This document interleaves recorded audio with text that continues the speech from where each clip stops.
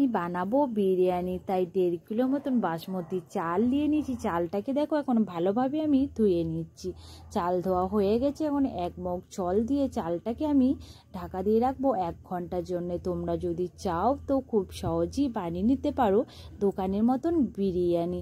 তো যাই হোক 1 ঘন্টা পর আবারও কিন্তু চলে এসেছি আমি রান্নাঘরে। তো দেখো একটা হাঁড়ির মধ্যে জল বসিয়ে দিয়ে দিয়েছি। জলটা একটু গরম হয়ে গেছে। এখানে দিয়ে দিয়েছি 3টে তেজপাতা, আর দিয়ে দিলাম গোটা এলাচ, আর দিয়ে দিলাম লবঙ্গ। জলটার মধ্যে আমি এখানে দিয়ে দিচ্ছি 3 চামচ নুন।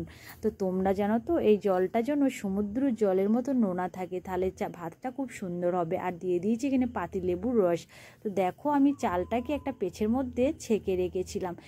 এখন আমি দিয়ে দিচ্ছি হাঁড়ির মধ্যে। তো ভাতটাকে বসিয়ে দিয়ে আমি চলে এসেছিলাম চিকেনটাকে মাখাতে। তো দেখো আমি চিকেনটাকে ভালোভাবে ধুয়ে জল ঝরিয়ে রেখেছি। এখন আমি দিয়ে দেবো টক দই, আর দিয়ে দেবো এখানে একটু সামান্য মতন হলুদ, তারপরে দিয়ে দেবো এখানে লঙ্কার গুঁড়ো, আর তারপরে দেখো দিয়ে দিচ্ছি এখানে জিরে গুঁড়ো।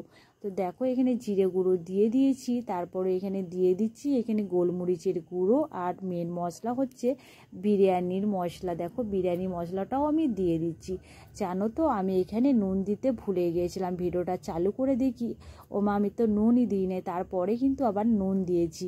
তো যাই হোক এখানটা আমি 1 ঘন্টার জন্য আমি ঢাকা দিয়ে রেখে তারপরে চলে গেছিলাম বিরিয়ানির সাইজে আলুগুলো কেটে নিয়েছি ধুয়ে। দেখো এখানে নুন হলুদ মাখিয়ে নিয়েছি। তার কড়াইয়ের মধ্যে একটা জল দিয়ে আমি এখন আলুগুলোকে সেদ্ধ করতে বসিয়ে দেবো। এইদিকে দেখছি আমার ভাতটাও কিন্তু হয়ে গেছে।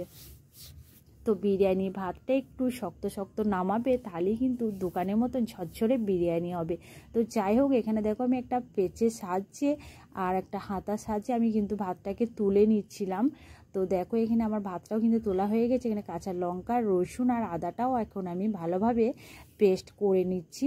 তো দেখো এখানে আমার আদা রসুন আর লঙ্কাটাকেও ভালোভাবে পেস্ট করা হয়ে গেছে। এখন আমি আলুটাকে দেখবো সেদ্ধ হয়েছে নাকি। তো দেখো এখানে আলুটাকেও ভালোভাবে সেদ্ধ হয়ে গেছে। তো যাই হোক আলুটাকেও আমি হাতার সাহায্যে তুলে নিচ্ছি।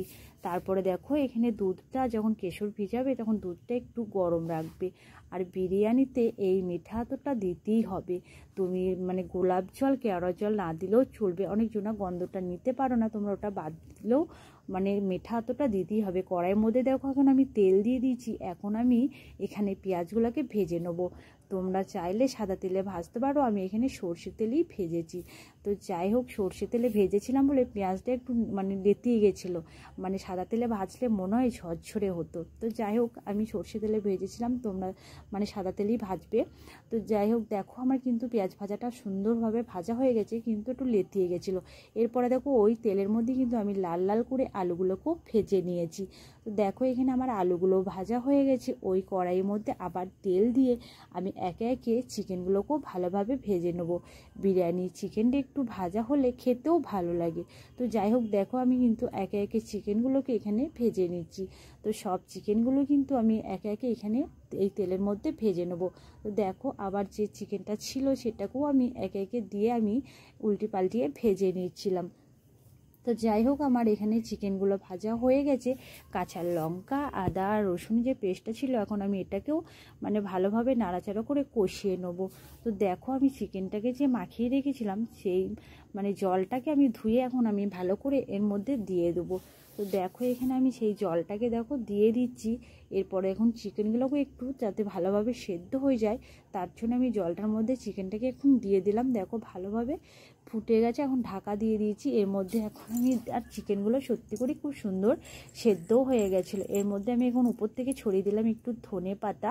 তারপরে দেখো আমি কিন্তু চিকেনগুলোকে এরপর আমি তুলে নেবো, নালে অনেকটা সেদ্ধ হয়ে যাবে।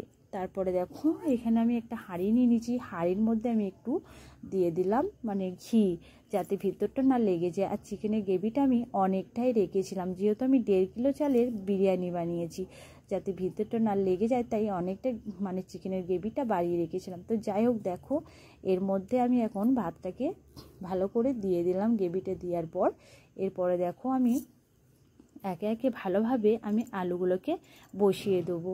তো আলুগুলো দেওয়ার পর এরপরে আবারও আমি কিন্তু মানে চিকেনগুলোকে দিয়ে দেবো। তোমরা চিকেনটা দেখি বুঝতে পারছো মানে কিভাবে সেদ্ধ হয়ে গেছে। চিকেনটা এখানে দেখো ভালোভাবে দিয়ে দিয়েছি। এরপরে উপর থেকে ছড়িয়ে দেবো বেরেস্তাটা।